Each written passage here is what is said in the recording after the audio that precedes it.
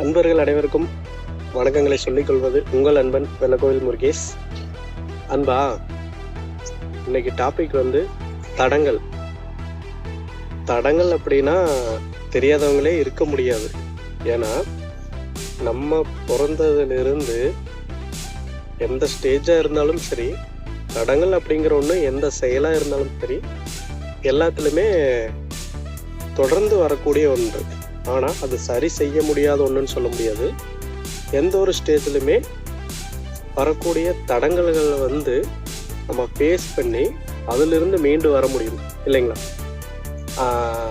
ஒரு சிலர் பார்த்திங்கன்னா, எனக்கு மட்டும் ஏன் இவ்வளோ தடங்கள் வருது, எனக்கு மட்டும் ஏன் இவ்வளோ பிரச்சனைகள் வருது, ஆண்டவன் ஏன் என்னை மட்டும் சோதிக்கிறா அப்படின்னு சொல்லி நம்மளே ஒரு ஸ்டேஜில் புலம்ப ஆரம்பிச்சிருவோம். ஒரு ஸ்டேஜில் அப்படியே படுத்துருவோம் மீன்ஸ் அதுக்கப்புறம் மீண்டு வர முடியாத மாதிரி நம்மளே திங்க் பண்ணிவிட்டு நம்மளே ஒரு இதை நினச்சிட்டு ரொம்ப சோர்ந்து போயிடுவோம், சரிங்களா? ஸோ அப்படின்னா போகிறது தப்பு. நமக்கு எந்த அளவுக்கு தடங்கல்கள் வருதோ, எந்த அளவுக்கு பிரச்சனைகள் வருதோ, அந்த அளவுக்கு ஸ்ட்ராங்காக நம்மளை நம்ம கட்டமைச்சிட்டு இருக்கிறோம் அப்படின்னு தான் அர்த்தம், சரிங்களா? ஆண்டவன் யாருக்கெல்லாம் பிரச்சனைகள் கொடுக்குறானோ அவங்களுக்கெல்லாம் எதிர்காலத்தில் இதை விட நல்ல ஒரு வாழ்க்கையோ, இதை விட ஒரு நல்ல ஒரு பொறுப்பையோ தரப்போகிறான்னு அர்த்தம். ஸோ அதுக்கான சோதனை, அதற்கான ஒரு டெஸ்ட்டு தான் இந்த தடங்கல்கள், இந்த பிரச்சனைகள், சரிங்களா? ஒரு சக்ஸஸான எந்த ஒரு மனிதராக இருந்தாலும் சரி, அவங்கள கேட்டு பார்த்தீங்கன்னா தெரியும், அல்லது அவங்களுடைய பின்னணியை பார்த்தீங்கன்னாவே தெரியும். அவங்களுடைய ஆரம்ப காலத்தில் நிறைய பிரச்சனைகளையோ, தடங்கல்களையோ, சோதனைகளையோ கடந்து தான் வந்திருப்பாங்க. அப்படி வரும்போது தான் அவங்களுக்கு ஒரு பொறுப்பு கிடைக்கிறது, ஒரு நல்ல வாழ்க்கை கிடைக்குது, இல்லைங்களா? ஸோ எடுத்த உடனே உங்களுக்கு ஒரு நல்ல வாழ்க்கை கிடைச்சாவோ, ஒரு பொறுப்பு கிடைச்சாவோ, அதில் பிரச்சனைகள் வரும்போது உங்களால் சமாளிக்க முடியாது, ஓகே, இல்லைங்களா?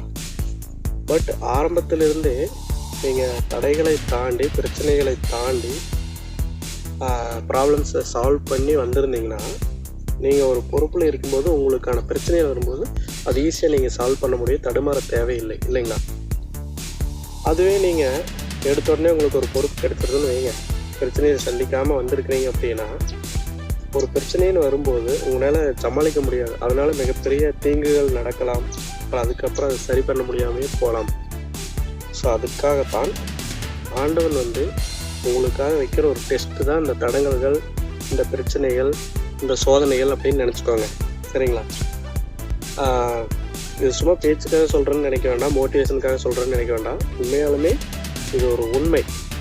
நீங்கள் ஆரம்ப காலத்திலிருந்து கீழ் மட்டத்திலிருந்து நிறைய பிரச்சனைகளை, நிறைய தடங்கல்களை சந்திச்சு வாரீங்க அப்படின்னா நீங்கள் தான் சிறந்த மனிதராக வரப்போகிறீங்கன்னு அர்த்தம், சரியா?